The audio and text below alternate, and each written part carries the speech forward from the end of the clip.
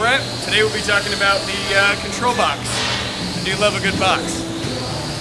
We're going to talk about the blade tension. For structural steel, you want your blade tension to be maximum of 850. Anything higher than that, you're going to have damage to your blade. Put your blade on and off switch. Does exactly what you think it would. Blade speed. Any structural steel, you want about that white line right there. For anything harder or softer, we have a board over there. Take a look at. Your different kinds of stuff right here.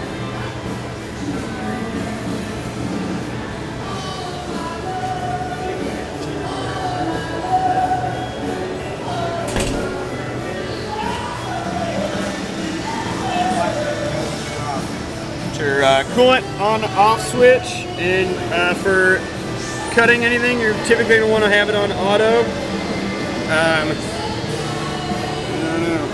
Fast approach is to move the head down onto your work. That'll lower it down onto the work. You want to have your blade about a 1/4 inch from the work before stopping.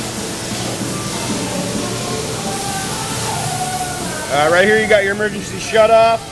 Anything were to go wrong, tap that guy, it'll stop it immediately. To get it to run again, pull her back up. Here we got your blade start and your head feed.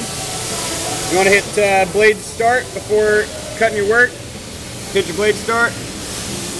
Get your blade going. And the auto coolant is on, so you got it covering your blade. And then next thing you're going to do is you're going to hit your head feed, and that'll get it start going through the cutting cycle. You want to turn your blade feed up to about 2, depending on what you're working on. But before it hits the part, you want to start it off at around 1. And slowly ease in to the steel. Once you got about 2 or 3 teeth in there,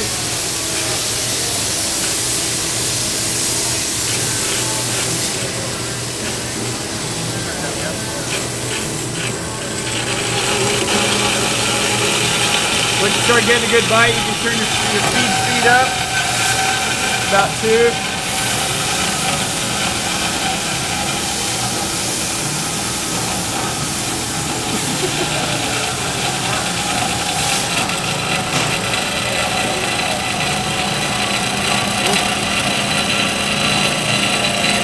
We're gonna hit the emergency stop. See how fast this thing stops.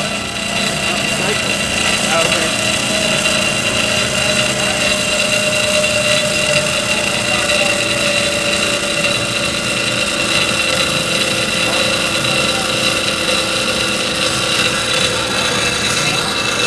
A few things to note that you want to make sure you're doing, when you're cutting something, that you don't ever want to cut a hot part. If you cut a hot part, that's going to ruin the blade really quickly. So make sure your part's always cool when you're cutting. Again, you don't want to make any minor cuts bigger than 45 degrees. Don't ever leave it unattended while you're cutting something. Don't ever walk away. Make sure you're over here ready to hit the emergency brake just in case something happens.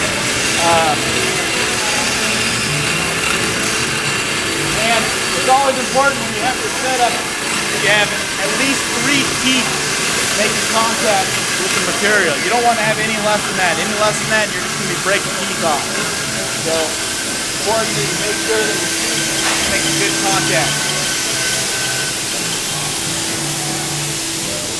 And there's cut. Blade will stop automatically. You can bring the head up.